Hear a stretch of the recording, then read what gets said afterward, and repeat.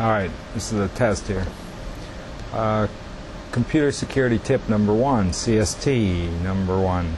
After several discussions with computer security experts regarding most critical factor for maintaining computer data integrity, backups were always mentioned as the best way to ensure your data will always be available within a reasonable amount of time. There also are several current federal regulations, Sarbanes-Oxley and HIPAA, that also require off-site backups to be maintained. With the backups, there are 3 basic types of backups. There's a full backup, where all the data that match your selections are included in the backup. There's an incremental, which is only that data which has been changed since the last backup, either full or differential, will be included.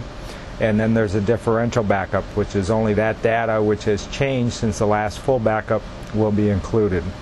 Best practices suggest you choose one of the following 3 approaches for using the different backup modes. There's the always full, which is each time you back up all your data, whether some of it is changed or not. This approach is good with small to medium amounts of data. There's the full plus the incremental. This method is good if you create a full backup relatively seldom, once a month or once a week, or after some important point in your work, either time-related or by some other critical milestone. All other backups are created using the incremental mode, backing up only the data that has changed since the last backup, whatever mode it was. This approach is good when the data includes too much data to back up each time. It's fast and takes less time for incremental backups. Incremental backups take less disk space, allow you to create backups more frequently. However, to restore all the data, you'll have to restore the last full backup and all the preceding incremental backups. The third approach is the full and differential, which is a combination of the first 2 approaches. It's also a good approach when data is frequently changing. Each differential backup includes all the data that has changed since the last full backup.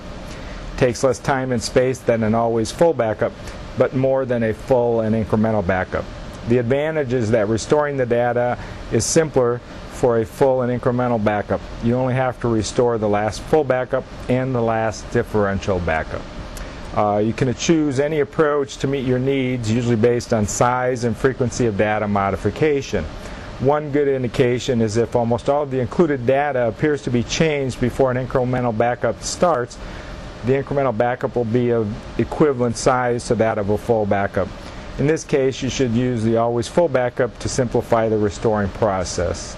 Finally, all of this is critical to maintaining data integrity. However, do not forget to test your backup, because if your backup doesn't work, you don't have a backup. This is brought to you by the folks at St. Petersburg College, the IT Security Center. Thank you very much.